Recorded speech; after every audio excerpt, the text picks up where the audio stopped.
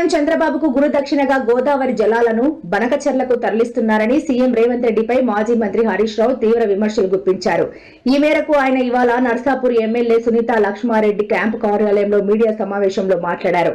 ముఖ్యమంత్రి మేడిగడ్డ పడావు పెట్టాడని, బనకచెర్లకు నీళ్లు గురుదక్షిణగా పంపించాడని విమర్శించారు.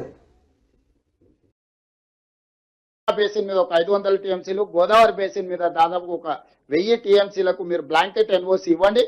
ఆ తర్వాత మీరు ఏ ప్రాజెక్టులైనా కట్టుకోండి, మాకు అభ్యంతరం లేదు. కేసీఆర్ గారు గోదావరి నదిలో మాకు 963 టీఎంసీల నీళ్లు కేటాయించారు.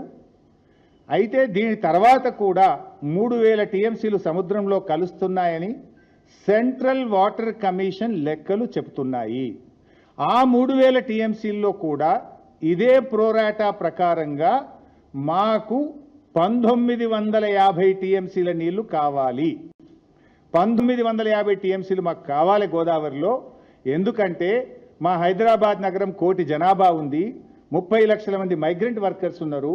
హైదరాబాద్లో పారిశ్రామిక అవసరాలు, తాగునీటి అవసరాలు, భవిష్యత్ అవసరాల దృష్ట్యా గోదావరిలో 1950 టీఎంసీల నీళ్లు ఈ 3000లో మా వాటా. ఈ 3000 సముద్రంలో కలిసే దాంట్లో మా లెక్క 1950 టీఎంసీల నీళ్లు ఇవి మాకు ఇవ్వాలి అని కేంద్ర జలవనరుల శాఖకు ఆనాడు కేసీఆర్ గారు రాసిండ్రు. అంటే ఇప్పుడు మనకు వస్తున్న 968 కాక మరో 1950 మా లెక్క అని కేసీఆర్ చెప్పిండు.